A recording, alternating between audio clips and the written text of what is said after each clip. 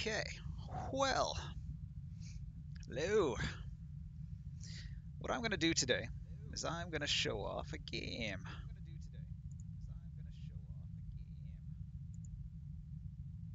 Okay, so the game I'm going to show off today is a game that I've developed myself.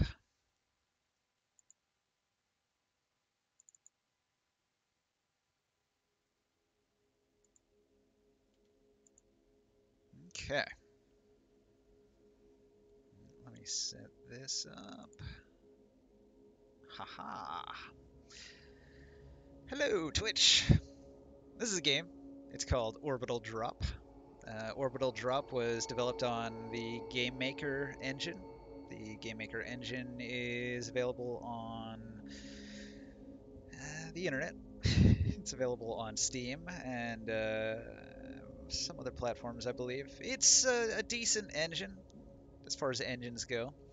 I think in the future I'm probably going to use only the Unreal Engine, but the Game Maker engine is pretty good for prototyping and learning how to code and all that. Um, so, game development. Game development's all about planning. You need to have a good design document, which is basically a list of all the features that you want to put into your game when you make it. And you need to be realistic about what your goals are, right? If your really lofty goals are to make like the world's greatest GTA clone, you are fucked. You'll never finish. You'll never finish in a million fucking years because GTA is made by hundreds and hundreds and hundreds of skilled artists that are paid very well for what they do. And they do it exclusively and they do it to an extent where people practically die from the excessive hours of crunch to complete games like that on that scale in less than 10 years. Game development is all about hedging your expectations of what can be accomplished by a certain number of people.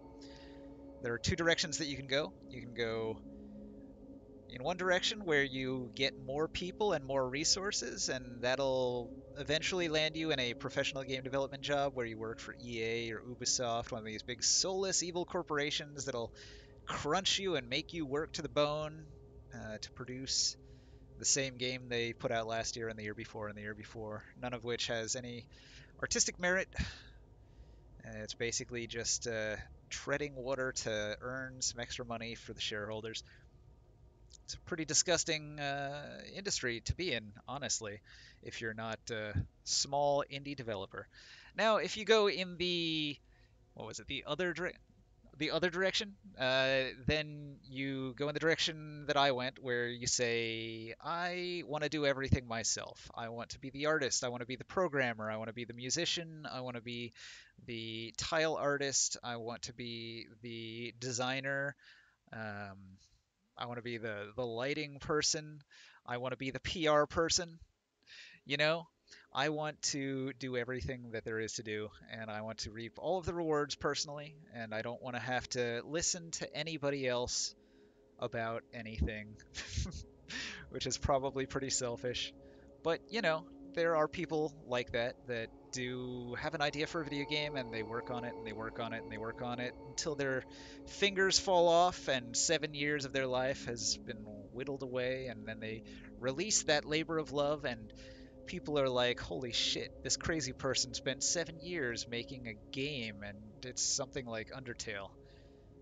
Those people are rare. There's a thing, it's called the Pareto principle, which states that 10% of the population does 90% of the work. So, you have a small chance of being that one guy who's just a workaholic, but most people are not.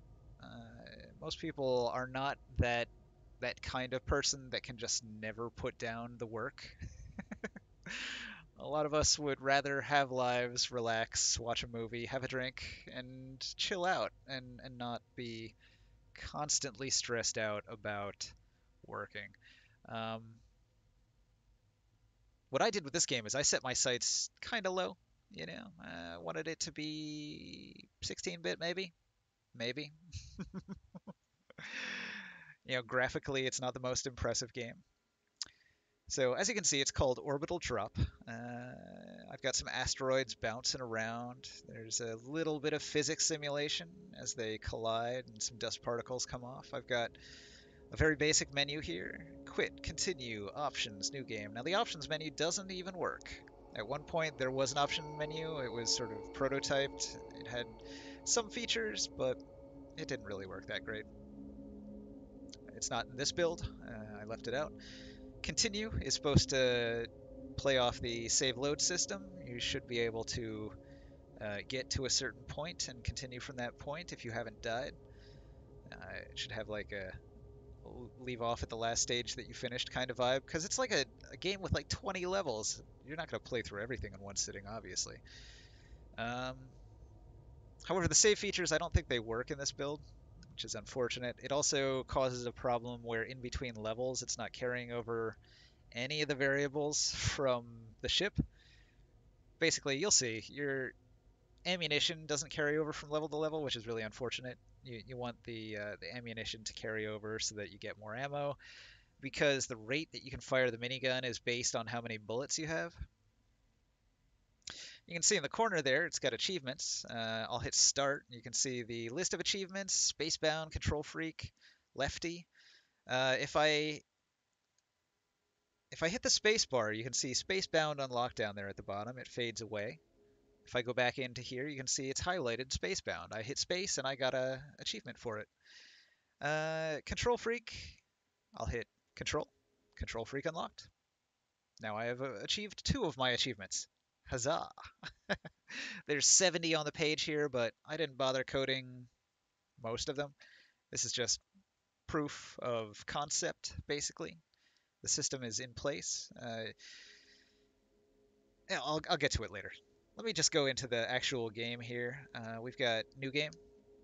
And New Game jumps to this menu where we've got difficulty settings: easy, normal, hard, and expert. Now, normal is your baseline. Normal health, normal damage. You get 30% elemental resistance and a normal speed ship. If you go to easy, your ship's faster and it has more elemental resistance. And the enemies will have lower health and they'll do less damage. If we go the other direction, we've got the hard setting.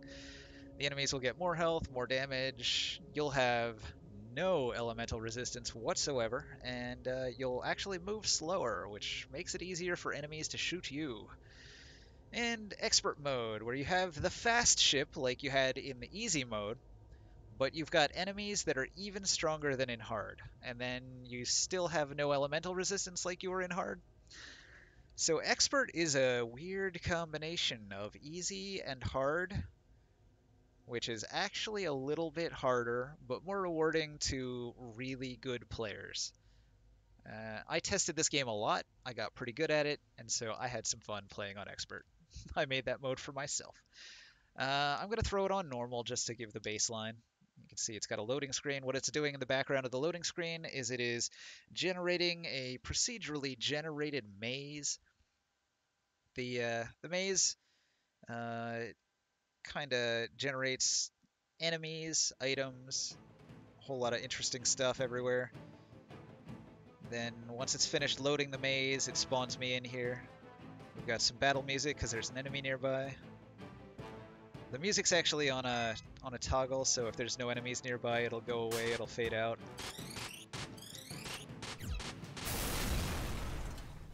Yeah, just a note on controls. I've got, on the B button, I've got shields on, shields off. If I turn the shields off, they regenerate. If I turn them on, they do not. The Y button is my lights. I can turn my lights off, I can turn my lights on. Eventually, that was going to be part of some sort of stealth system, I think, but I decided to not really code that part yet. I didn't get that far, so it's just a feature that's there. You can turn it on and off. The A button is communication.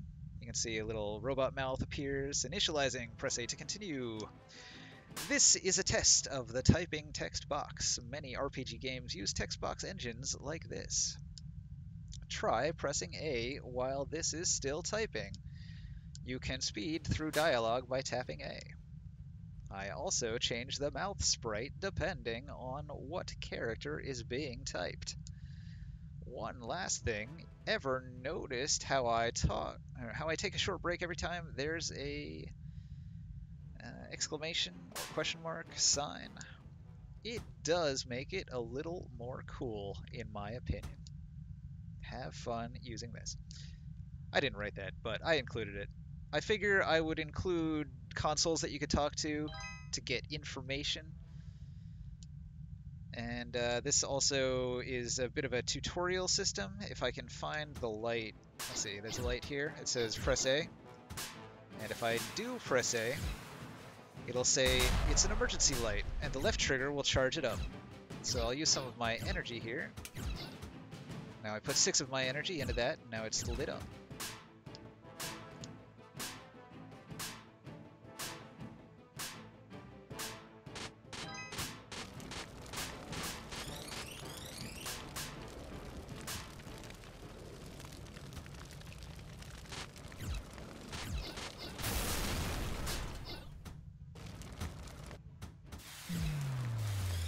Oh boy. Get my ass kicked.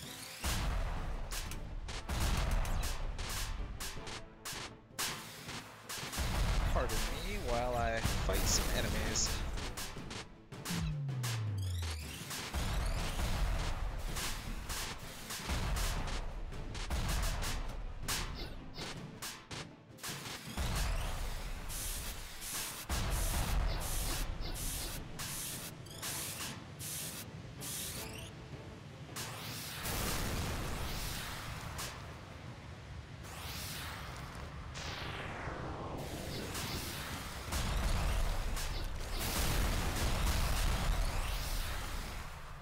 Damn, I'm gonna die.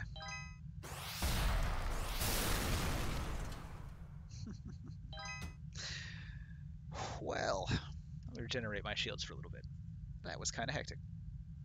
If you look at the bottom left, you can see some of the HUD. Now I've got a little booster on the left side, which crawls all the way up the left side of the screen eventually, and basically that gives me the right trigger speed boost here, which I let out a little explosive fart, and it gives me a boost of speed. At the top, you can see the boost gain goes up to about 3.9, close to 4. Now, my speed cap's at 7, but I can pump it up to almost 11 with the speed boost, which gives me a little bit of evasive maneuver capability. Now, that's on the right trigger. The left trigger actually gives me 0.8 of friction, so you can see this gives me a lot more control over my movement because I come to a stop faster. And a certain amount of precision control is important because the ship is designed very much like a pinball. This game, in theory, is a cross between a twin-stick shooter and a pinball game with a procedurally generated level. Eventually, there were going to be bumpers. Like, you can see this thing has the shape of a bumper. In early builds, this actually was the bumper, and it would cause me to bounce off it. But I had to get rid of that function because it would block a lot of corridors. Here you can see this one's acting as a light instead.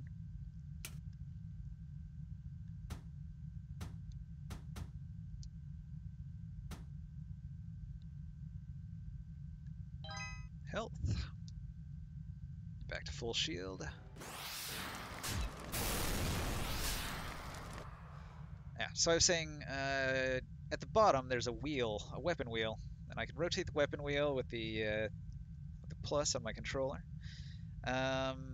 Whenever it stops, it'll tell me what I'm cycled to. Right now it's on the seeker missile, minigun, ice cannon, fire cannon, and beam cannon. Now, the minigun has a higher rate of fire depending on how many bullets you have. So right now, I only have 45 bullets and it's real slow. It's a shitty handgun right now. Now here is ammunition. That is a bunch of bullets for my minigun. So if I grab it, now I'm at 140, and watch how fast it fires now.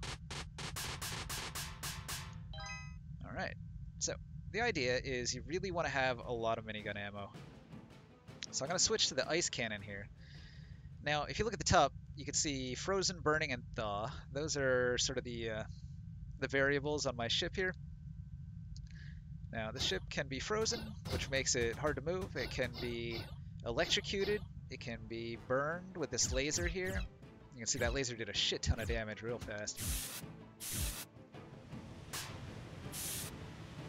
Now, whenever something's frozen, it'll not be able to enact any of its AI.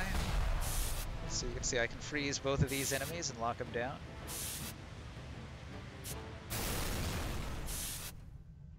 Now the freezer does a little bit of damage, but not too much.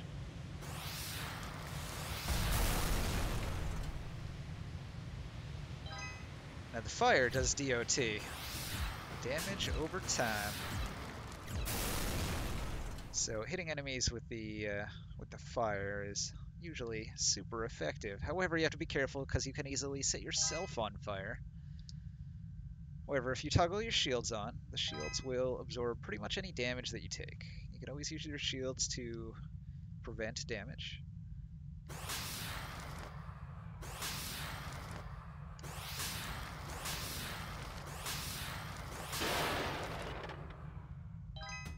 Mines! Now, I never mentioned the X button. The X button will drop a mine. And now you can see this is an enemy spawner right here. The enemy spawner will occasionally spawn an enemy. The idea is that the lore of the game, basically, is that there's an AI. And the AI is trying to take over the world. And it's a giant space station. Like, they wanted to build a starship construction bay in orbit.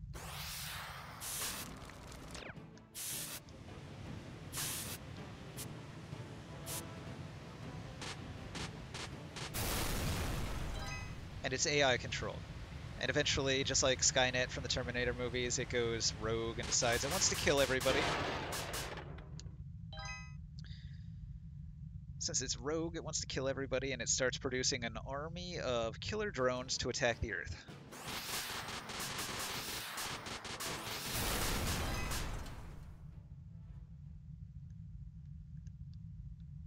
And these killer drones, they come out of these tunnels here.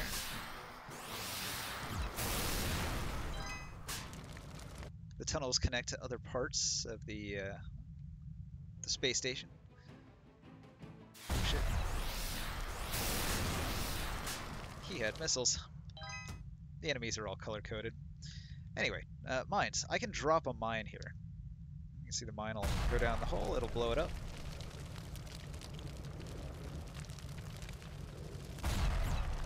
Ow.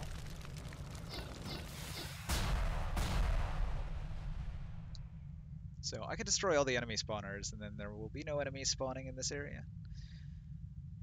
So you can't actually get it to a point where no more enemies will spawn. But so long as there are some of those enemy spawning tiles on the ground, it'll continue to be a problem.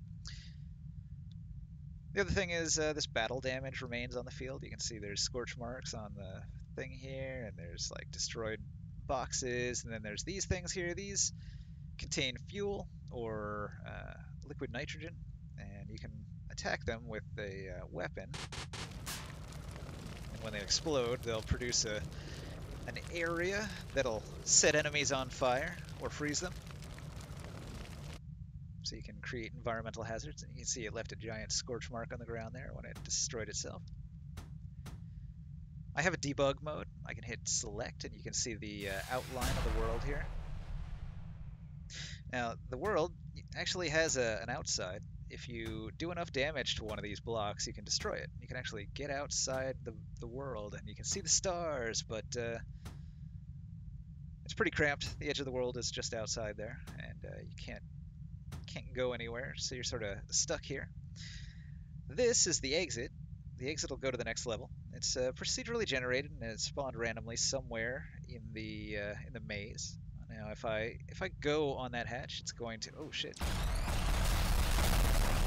I died.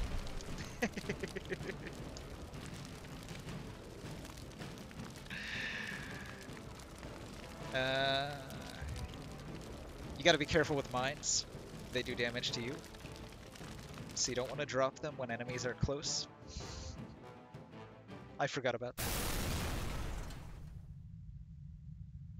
Ah, that was a nice load. Look at that. Perfection. There's that procedural generation. It's randomly spawning two doors next to each other and all these boxes and lights in this room. It's a pretty good starting room, really. A lot of ammo.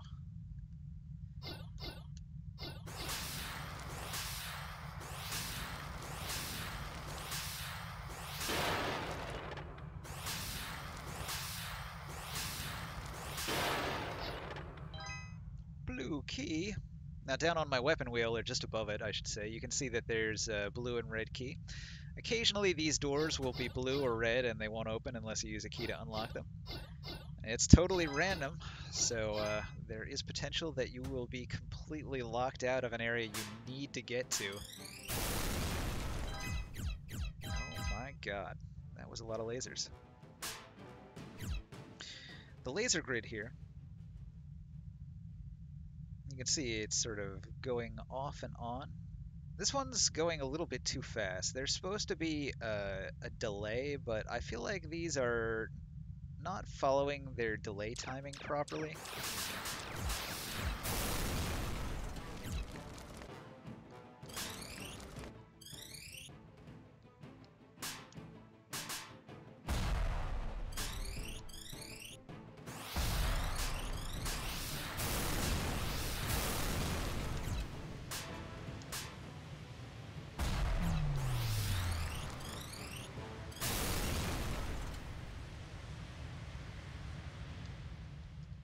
Okay. Now that I've killed some enemies, I can actually talk.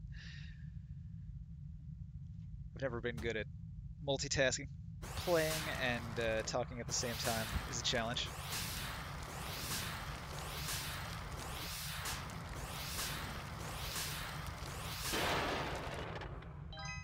Blue key.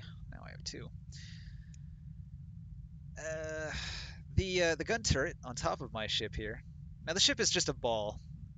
It's supposed to emulate a pinball, because the idea of this is that you are a pinball basically, and I was going to put bumpers where you can bounce around and be bumped off bumpers, and it would be very much like you're inside a pinball machine, as long as you're not actively pushing in a direction like so.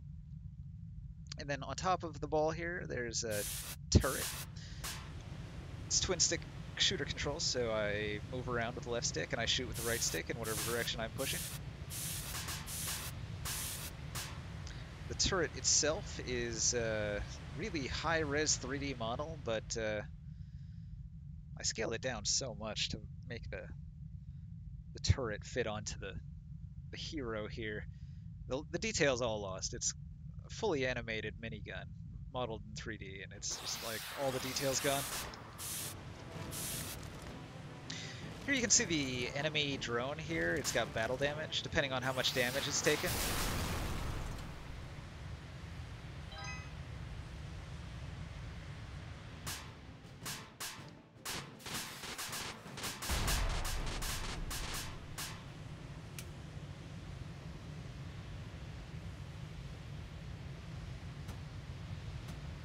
If I do enough damage to one of these walls, I can get out.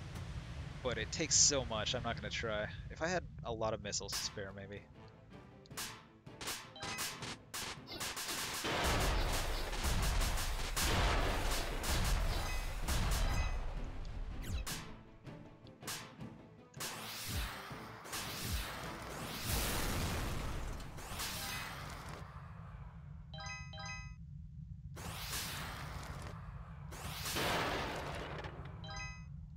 The RNG really matters in this.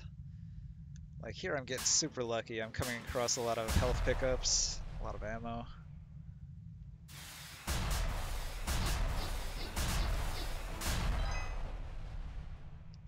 Yeah, I'm just gonna hang out here and let my shields regenerate a little bit. So the plot of the game is that the AI is trying to destroy the Earth, and they send in a drone of their own from the Earth to try to sabotage the base. If you can get to the AI at the core and defeat it, then you'll be able to prevent the AI from continuously spawning attack drones to attack the Earth. The levels, there's 20 of them in the game currently. 16 of them are procedurally generated. I have 5 tile sets, Right now I'm on the first level tile set, which is like light gray with a blue outline. Other ones, it varies a little bit. One of them's got sort of like a copper toned metal with like a red outline. So the variety isn't huge, but it does vary it up a little bit, so you can tell you're in a different part of the ship than you were 4 levels ago.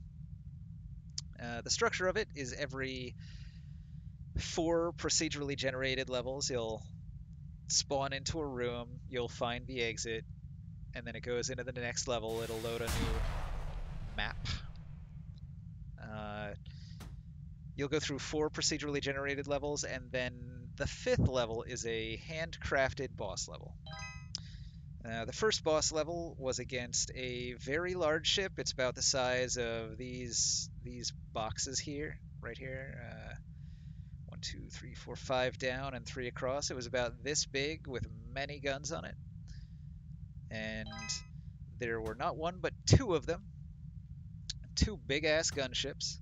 And you'd spawn into the level in a little room, and then you'd have to go up into the room where the bosses were and have an epic battle with them. And after defeating the two gunships, then you'd go through the exit into another 4 procedurally generated levels, and then that would get you to level 10. Level 10 had a different boss. I'm trying to think what the level 10 boss was. One of the bosses was the stealth ships. There were 3 large attack drones, sort of similar to the ones that pop up on all of the levels out of those holes. However, these are about the size of maybe like these 4 boxes instead of just one. And the invisible ones were much more detailed, 3D modeled with animations and stuff. Um, and they were mostly transparent, except when they took damage. So they were really hard to see unless you set them on fire or shot them, disrupting their shields to where they were more visible. And they also had a teleporter. So what they would do is they'd come flying at you and shoot at you, and then if you saw where the shots were coming from and shot back, then they would teleport away and then come at you from a different angle. So it was like you were getting attacked by a swarm of enemies from every direction. However, it was actually only 3 ships, and eventually you could defeat all of them. Then there was another boss. I think the invisible ships might have been the third boss. I'm trying to remember what the second one was. Oh, I know. The second one was a ship that had sort of like pincers on the front, like this, and it had like this, right? So it had a little mouth in the middle that had flames shooting out of it that would do damage to you, and then it had the pincers like this that had laser swords on them that would cut your ship up. So it would like cut your ship and it would burn your ship at the same time. But in addition to that, it also had a grappling hook that would shoot out. And the grappling hook, if it hit you, it would pull your ship in, and then the swords would cut you and the flames would burn you and you'd be destroyed effectively. So the idea was never get hit by the grappling hook, never get caught in the pincers, circle around, shoot at it. Eventually you would defeat it. So that was boss 2, and then 3 was the invisible ships, the 3 invisible ships. The 4th boss was a giant snake, or like a centipede sort of thing. It was made out of sort of like meatballs of technology, long snake form. And in the front, it had a head with like snapping jaws, and it was called like the asteroid eater, I think. And it took place outside the ship in an area where there were a whole bunch of asteroids that were being crunched up for their resources to make the drones that you've been fighting. So the asteroid eater was the mechanism of the AI that was collecting the raw materials. And so it was just sort of going around eating asteroids, and every asteroid that it would eat would heal it. And so you're trying to do damage to it, but you also had to be mindful to steer it away from the asteroids, because anytime it would munch down on an asteroid, it would get the materials it needed to regenerate itself. So it had sort of a gimmick to it. Hopefully, it would take the player some moments in order to figure out like what it was healing from and how to stop it from healing by basically steering away from the asteroids, or over a long enough span of time, it would run out of asteroids to eat, and then you could kill it if you still had enough ammo. That's always a concern in this game, is running out of ammo. Nothing is infinite, and if you have no ammo, well, you have to trick an enemy into killing himself somehow and steal his ammo. It was a really unfortunate circumstance.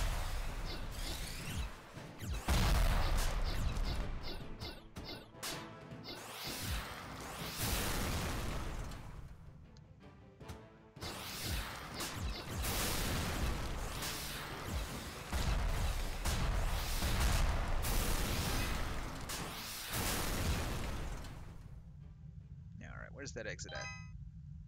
Looking for an exit.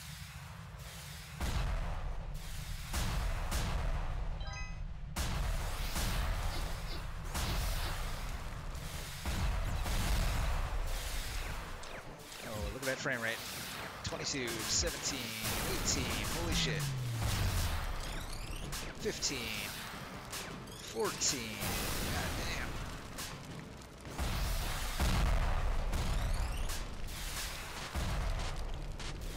How low can we go?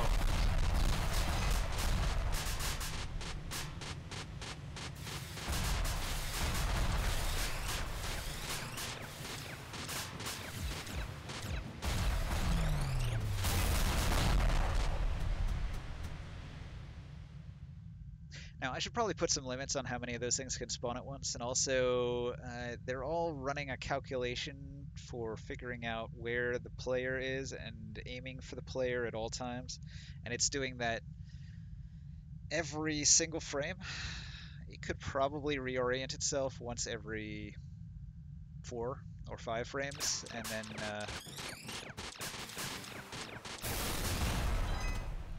I could also make it so it doesn't update all of them at the same time. That would optimize it so that it was doing some of it every few frames rather than all of it every few frames. And that way I could hopefully keep it at a solid 30. That was the other major concern, is that I was hitting major optimization problems. One of the things on my very large bug list.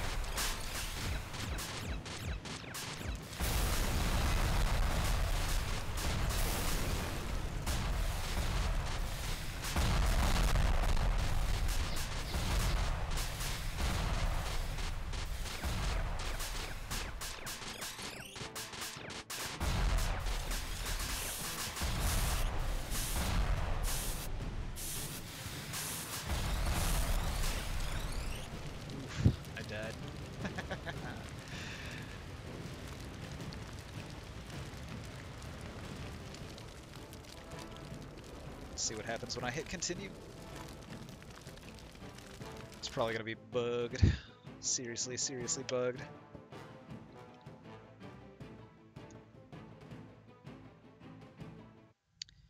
It does tend to go wrong a lot after multiple levels have loaded.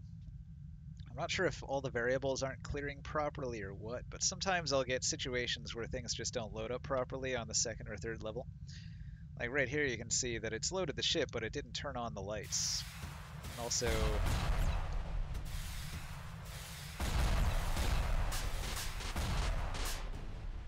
oh well, maybe just that. It just didn't turn on the lights.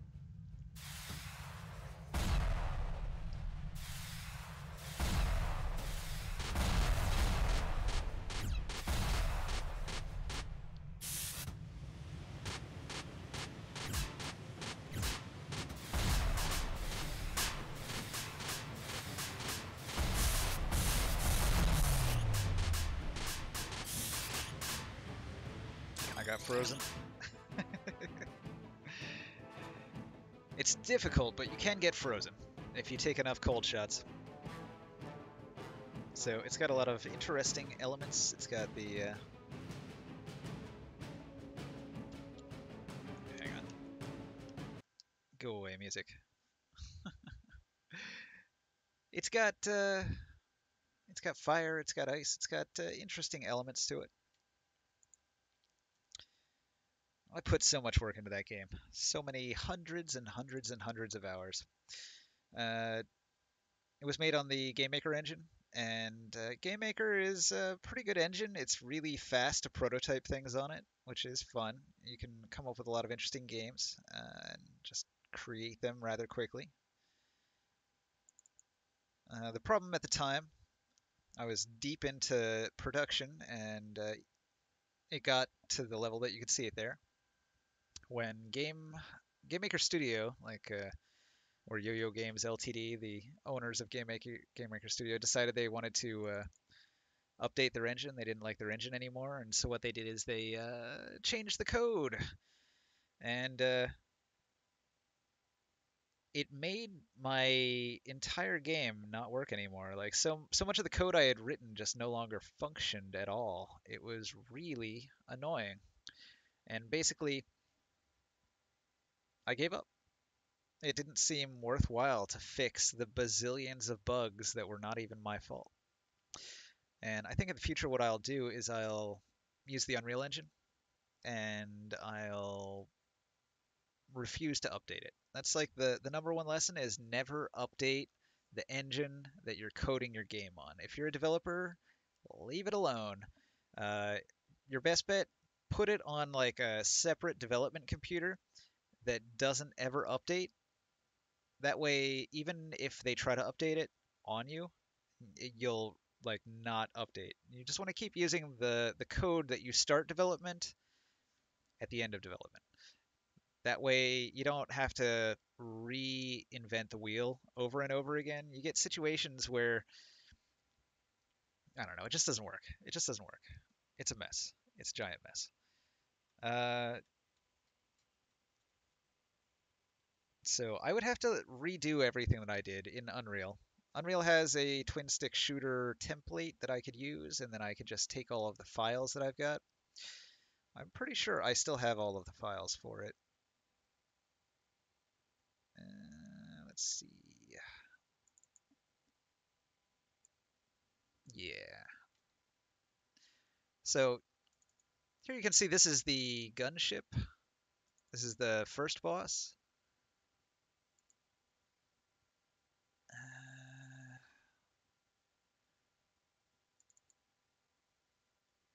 this is the level that the third boss takes place on. You'd see stars through here.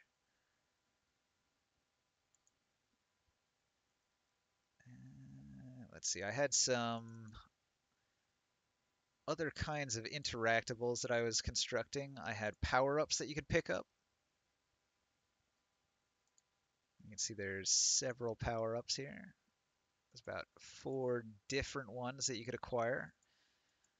I think one of them would give you a really fast rate of fire. One of them would make you faster. One of them enhanced your shield regen. And I think the other one made you do more damage. I believe that's what they did. So 4 power-ups.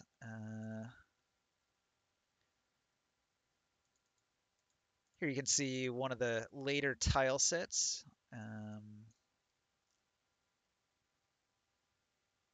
You can see how it's got different color scheme, and there's these tiles that have like some computer code, sort of like a console that you'd find on the wall that you could interact with.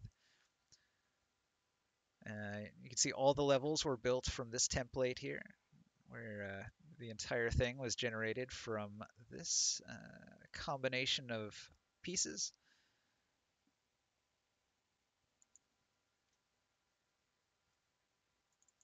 I had a splash screen that explained a lot of the controls, sort of explained the basics for the player. I was thinking maybe you'd hit question mark and this would come up, or maybe there'd be a menu option or something.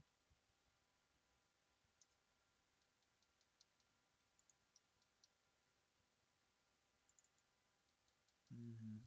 These are some unique tiles that I was working on. You can see the things that eventually became my hot and cold containers were right here.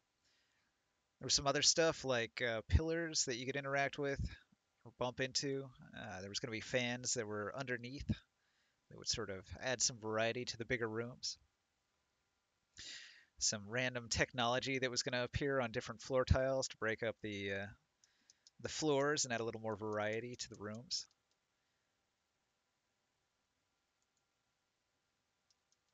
Here you can see some of the scorch marks in more detail. I feel like these scorch marks came out real good.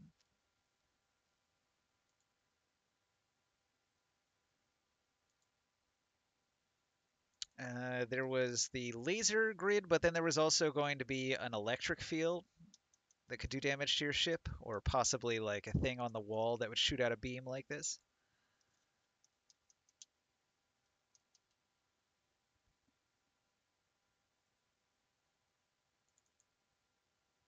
I think this was the alien creature that comes after you.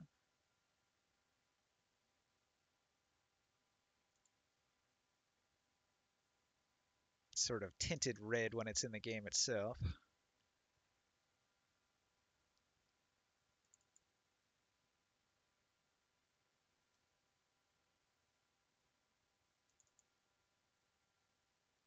Here's another interesting alien thing that was going to spawn in the game. You can see I had a bunch of 3D renders.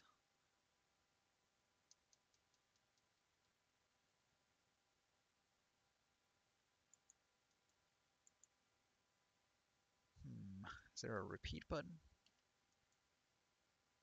Can't play. Bad codec. Naughty codec. Here's the breaking loot crate. Here's the animation for the exit gate. Sprites. I've still got all of the pieces, so I could load this into Unreal. I think that's probably the plan. Someday, reload everything that I did into the Unreal Engine.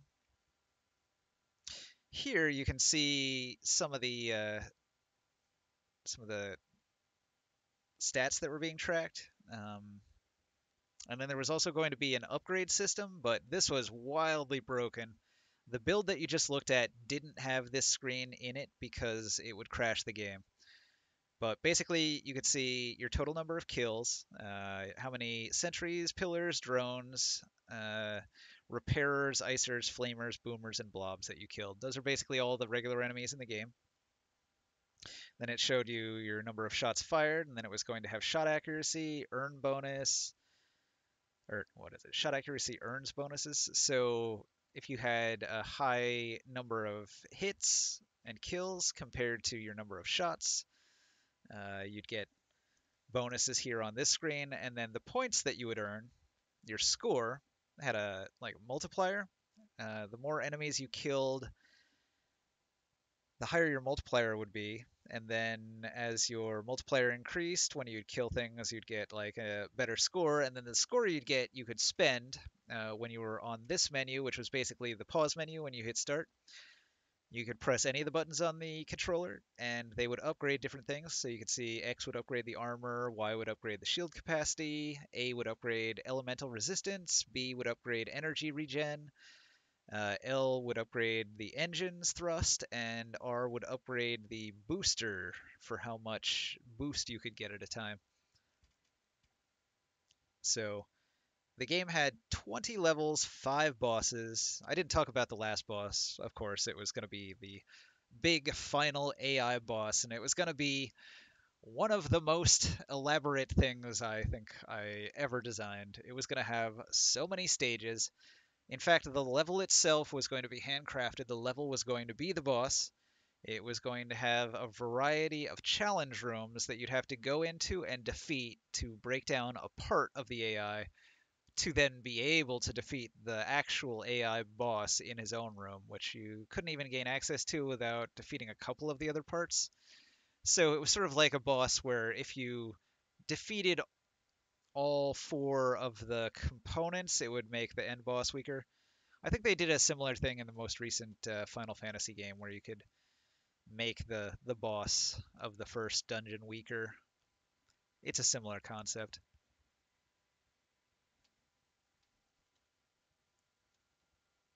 So there it is. That's my game. I hope you liked it. I hope you enjoyed the little demonstration. It's a game that never got published. It's probably a game that'll never see the light of day.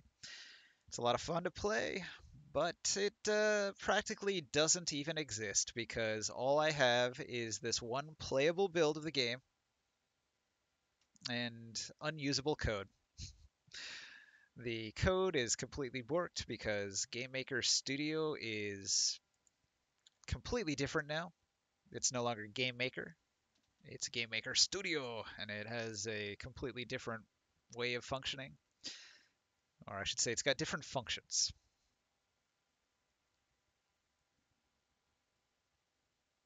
Well, thanks for watching. I hope you enjoyed. I'm going to close this down. I might do another stream in a while. We'll see. But I hope you liked what I had to show. Since it never got published, this is kind of fun to show off something that I put so much time and effort into, only to have it fail spectacularly, which is often the result. But hey, it's better to have tried and failed than to have never have tried at all.